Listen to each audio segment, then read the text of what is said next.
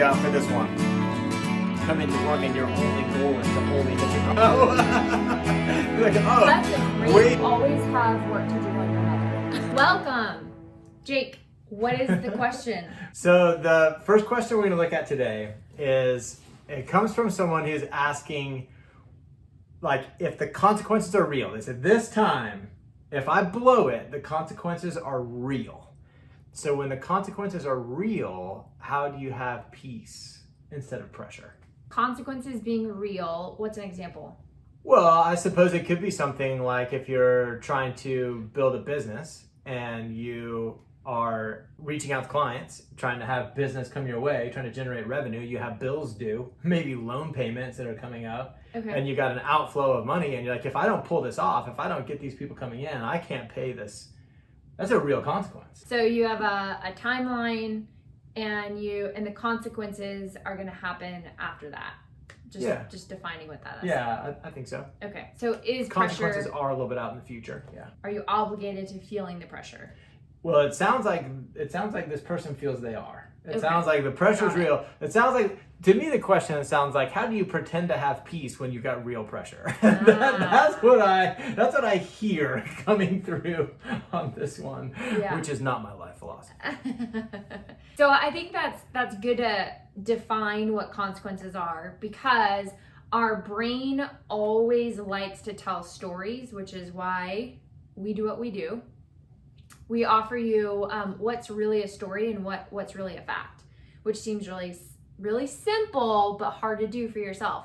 So for me, I like to really decipher between what's a fact, what's a circumstance. And so if we were to just say, we need to come up with a certain amount of money by Friday, now all of my thoughts about that are either causing pressure or peace. And most of the time on default, because we've definitely been in that situation, they're pressure-filled thoughts. And then just knowing that you have a choice, that I'm not obligated to thinking the thought, oh no, or this is not gonna work, this isn't working. Those are all thoughts that I can choose or not choose. Mm-hmm. I hear a lot of times people say, but what if I don't get it? But what if I don't get the money? Yeah. And the natural response, which sounds like it's just being like kind of smart alecky, is to say, but what if you do? But the truth is, we don't know what's going to happen. Maybe we will, maybe we won't. Yeah. The question is, how do I want to show up right now? Right. In this moment, let's say the money's due on Friday and it's Tuesday. Do I want to show up Tuesday under the pressure of having to make the money Friday, or do I want to show up under the peace of knowing, maybe I will? Yeah. And I think there's a lot of fear around that, because I believe culturally there's sort of a myth that like when it's a big deal, when there's something coming on Friday, then it's irresponsible to think it might go okay. Yeah. Or to think it will go okay. And Yeah. that's the myth that I kind of like to spend my entire life busting. Mm-hmm. I don't agree with that one bit, not at all. What I love about this question is that when we play around with this idea, this concept that no matter what, you're never obligated to pressure. Now, worst case scenario, where do you get your peace from? And I like to play that game, because in the scenarios where my brain is like, no, in this situation, you are definitely obligated to pressure. Like, there is no other way than for you to feel the fear that's not going to work. Mm-hmm. And so I like to play around in the space that, okay, worst case scenario. I knew that's where you were going to go, worst case scenario. Where does my peace come from? And to be fully transparent, it always falls back on my faith.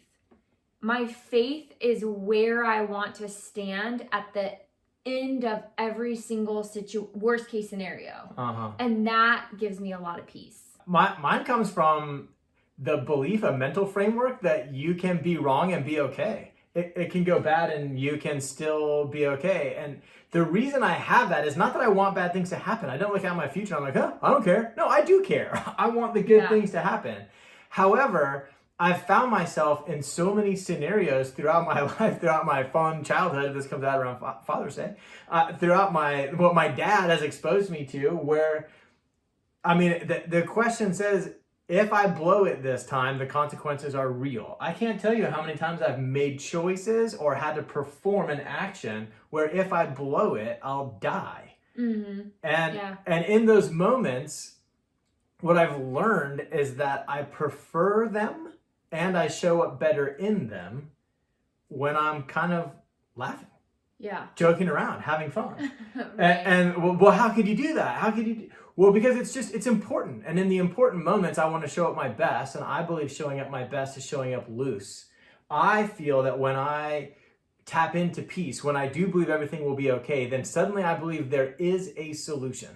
Right. And when I believe there is a solution, I'm more apt to go find it. I'm more innovative, more creative. I'm more present. I'm, doing this thing at a higher level. And so I'm like, oh, well, okay. Then I'm not going to get caught up in what if I die? Right. Even though it does show up. I mean, I'm not going to say that doesn't spark inside me sometimes.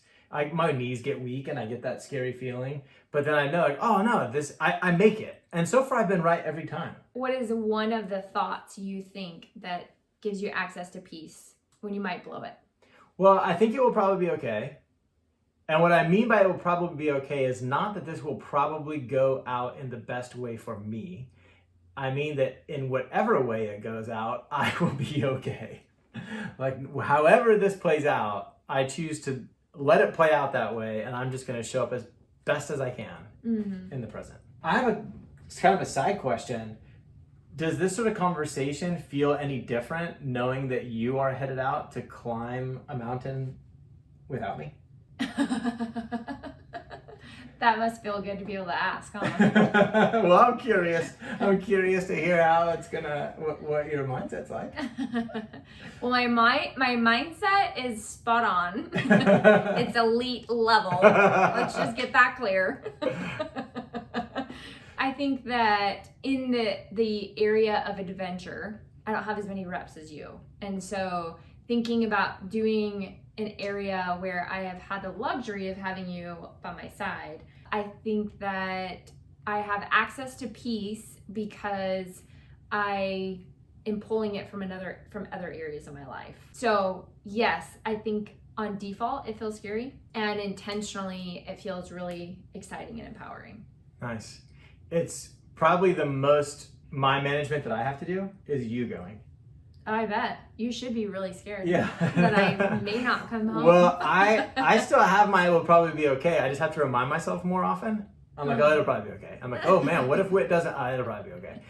But what's interesting is that what it looks like for me to show up in the present is quite a smaller container than it usually is. Because normally what I mean by that is I'm going to have my eyes out. I'm going to be alert. I'm going to be aware of my surroundings. I'm going to be making good choices. I'm going to be relying on my knowledge and my experiences. I'm going to be remembering how this went previous times. This time, you don't get to do I'm just going to that. be loving you. I'm like, well, how do I want to show up? Well, I don't want to show up like, I'm so worried about you, baby. And the moments before you leave, I want to show up like I love you. And I'm excited for you. And that's really the entire box I have for how to show up in the present. Yeah. What Jake just explained was his process for quickly accessing peace when he's in challenging circumstances, like adventuring and really having like some life and death situations. And so you can also do that in any area of life where you've overcome challenges. So whether that's relationship, health, business, adventure, when you've overcome challenges, you have that experience of knowing a certain process that's worked for you. And I think that's really helpful to know and be curious about and use for your confidence in whatever area when you do feel that, oh no, what if this goes wrong kind of pressure. And it actually kind of leads right into the second question that we had come in today, which is just what's your favorite part of being a life coach? You kind of directed at the two of us. Mine is sometimes in that. I love seeing someone's confidence and empowerment rise up in them. And I believe that one of the ways that a coach helps you do that I get to help someone do that, is exactly what Whit was just describing. That you're already equipped, like you're already navigating life well. You're already good at doing things. It's just that sometimes there's a little lie that goes into your head that you're not. And when you can take the time to go back and say, well, what is your process? How are you responsible for that? What role are you playing in the present that is having this stuff happen down the road? When we can both see your process, now all of a sudden you have the recipe. You've got this thing in place that builds up your confidence, and all of a sudden you see a client who's like, no, there's no way. And all of a sudden they're sitting a little more like this, and they come to their next session and they're like, oh, hey guys, it's good to see you. It's just such a different human being that shows up as that confidence gets greater and greater. I love that. I agree. What's your favorite part? I would say my favorite part is working next to Jake. Oh, I was trying to say it at the same time as you. Well, one of us dropped the ball. Dang. I'm not gonna point any fingers. I thought we were gonna. I was like saying your answer with you. Oh. So whose favorite part is working next to Whit? I'm confused. Mine. Oh, okay. Your favorite part is working next to me. Oh. We're both just answering for My me. favorite part is working next Got to you. it. Yeah. Okay. I'm gonna answer this very selfishly. Me being my best client. And the reason that I say that is every transformation that I look forward to offering the world is a transformation that I first want to overcome myself. And so it gives this hunger for more knowledge within me and this hunger to serve the world. It feels like it's constantly developing and being equipped on new levels. But I think it starts with me being my best client. And that just feels like a dream come true that's my job. Man, that really was selfish. Yeah. Yeah. Was it? It makes me a really good coach though, because when people share their emotions, their experiences, their fears, I can totally relate and I know how to go through it with you. I guess one of the cool things about coaching is that what Whit's describing is done almost alongside. It's not like we're ahead and we're saying, hey, right. We did this already, come and catch up to us. Right. It's like sports. The coach is not necessarily more talented than the athlete. It's almost like, hey, come, let's go to this space, and I'm just going to be here sort of on the side of your journey, keeping you focused on the journey that you're taking, and not letting you meander side to side with like second guessing, self-doubt, and trying to buffer and hide off the direction that you're going to. And you find you arrive more quickly. Yeah. Just because you're staying on your journey. Yeah, absolutely. So there you have it. You are the star athlete. That's right. And we are the star coaches. That's right. Nice work. Hey, thanks for watching this episode of Ask Steadfast. Whit and I are super excited to use this avenue to sort of spread our message. And so it would mean a ton to us if you'd subscribe to this channel. Additionally, if you have any questions you'd like to see addressed in future episodes, whether serious or funny, we'd love to see those in the comments. So leave that in the comment below, and we'll see you in the next one.